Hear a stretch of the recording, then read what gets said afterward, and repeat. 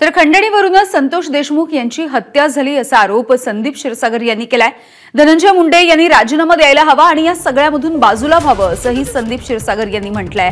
त्यामुळे तपास जोपर्यंत पूर्ण होत नाही तोपर्यंत धनंजय मुंडे यांनी राजीनामा द्यायला हवा अशी मागणी सुद्धा संदीप क्षीरसागर यांनी केली आहे। बीड विधानसभा मतदारसंघाचे नवनिर्वाचित आमदार संदीप क्षीरसागर आहेत। भैया, आपण आवाज उठवला होता आणि बघितलं की आज तो आवाज मोठा झाला। 2 तास आंदोलन चाललं, पाण्याच्या टाकीवरती धनंजय देशमुख आणि त्यांचे कुटुंबीय चढलं होतं आणि पुन्हा मागणी तीच होती की आम्हाला न्याय पाहिजे। हे बघा, पहिल्या दिवशीपासून मी गावात आलो होतो, तीच मागणी केली होती। सभागृहामध्ये सुद्धा ही पूर्ण प्रकरण बोलल्यानंतर सुद्धा हीच मागणी केली होती की लोकांमध्ये रोष आहे, लोक शांत आहेत, पण जर त्यांना अटक झाली नाही, 302 कट कारस्थानमध्ये जर त्यांना वाल्मिक कराडला मास्टर माइंड म्हणून घेतलं नाही तर लोक रस्त्यावर उतरतील। आणि तुम्ही हे बघितलं का की लोकांना उतरायला रस्त्यावरती कुणी गाड्या, कुणी काय बोलवणं कुणी घेत नाही। लोक आज टाकीवरती चढले होते, इतके मुलं होते, एखादा पाय घसरून पडला असतं काय झालं असतं।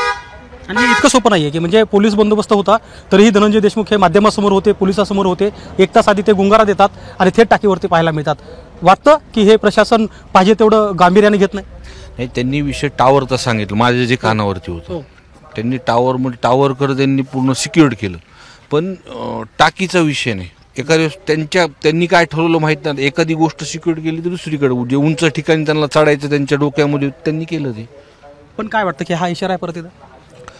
हा इशारा नाही, लोक रस्त्यावरती उतरतात। पहिल्यांदा महाराष्ट्राच्या इतिहासामध्ये हे जे आंदोलन चालू आहे हे काय एका जातीचं नाही, सगळ्या जाती धर्माचे लोक, सगळ्या पक्षाचे म्हणजे सत्ताधारी पक्षाचे लोक ह्याच्याबद्दल बोलतात। या प्रकरणामध्ये या मास्टर माइंडला निकटवर्तीय म्हणून धनंजय मुंडे साहेबांनी स्वतः सांगितलं होतं। आणि एवढं सगळं होऊन सुद्धा नाव जर येत नसेल तर कुठेतरी संरक्षण त्या मंत्रिपदाचं त्यांना भेटते।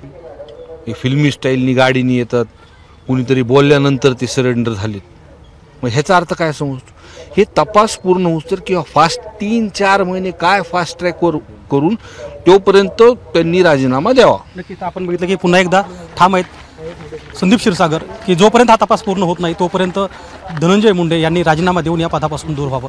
कॅमेरामन धनंजय दारुंटेसह गोविंद शेळके, एबीपी माझा, फसाजोग, बीड। एबीपी माझा, उघडा डोळे बघा नीट।